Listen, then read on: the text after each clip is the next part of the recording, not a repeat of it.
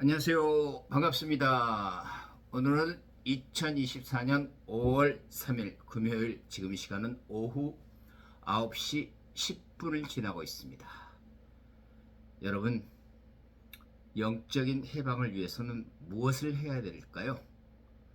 오늘은 갑자기 독립운동을 해야 된다고 주장하고 싶습니다. 여러분, 독립운동을 하려면 가장 필요한 것이 무엇일까요? 우리가 일제강점기에 있을 때 수많은 독립투사들이 있을 때 가장 군자금을 전달하는 게 가장 힘들었습니다. 역시 무엇을 하려면 먼저는 정책을 추진하는 데 있어도 시간, 그리고 돈, 그리고 사람이 있어야 되죠. 그러면 여러분, 독립운동에 나라는 사람은 있고, 그러면 여러분은 영적 군자금은 준비가 되었는지요? 육적으로는 나는 돈이 많이 있다. 육적 돈으로도 영적 해방을 위해 필요하게 쓸 수는 있습니다. 네, 내 육이 더 멋있게 하나님 앞에 가기 위해서는 또한 가꾸기도 해야 되고 만들기도 해야 하기 때문에 물질적인 돈이 필요하죠. 그러면 영적인 독립을 위해서도 영적인 일을 해야 되지 않겠습니까? 요한복음 6장 28절에서 29절 30절에 보면은 예수님께 사람들이 물었습니다. 예수님, 우리가 어떻게 해야 하나님의 일을 할 수 있나이까? 이렇게 물었을 때 예수님께서는 그 시대 하나님의 보낸 자를 믿는 것이 하나님의 일이라 했습니다. 여러분, 일을 하면 육적으로는 돈이 생기죠.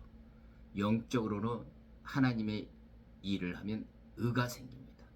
이 의가 내 영적 독립을 할 수 있는 자금이 되는 것입니다. 그렇다면 여러분, 영적 독립을 위해서는 이 시대에 하나님이 이 땅 가운데 예수님이 다시 오신다 했는데 그 예수님이 영적으로 오셨습니다. 그 영적으로 오신 것을 믿었을 때 하나님의 의가 되는 겁니다. 그런데 영이니까 안 보이죠.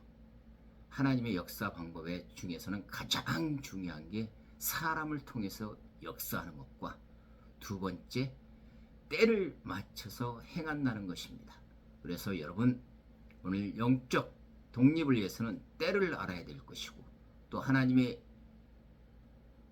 일을 해야 되면 그 영적인 일을 통해서 여러분의 의가 하나하나 쌓이기를 바랍니다. 오늘 저는 무척이나 바빴습니다. 여러분도 바쁘셨는지요? 영적 독립을 위해서 도와주기 위해서 수많은 사람들에게 하나님에 대한 얘기를 오늘은 했습니다. 해외 사람에게도 그리고 나이 드신 어르신들에게도 그런 얘기를 하면서 꼭 하나님의 주관권 안에서 살아서 영적 독립을 하여 영원한 세계, 하나님의 주관권의 천국의 세계에 갈 수 있도록 인도하는 것이 제가 해야 될 일이라고 생각합니다. 그래서 여러분을 늦은 시간에 만나 뵙게 되었습니다. 여러분의 영적 해방과 정말 하나님의 주관권 안에서 모든 삶이 형통하고 형통하기를 다시 한번 바랍니다. 감사합니다.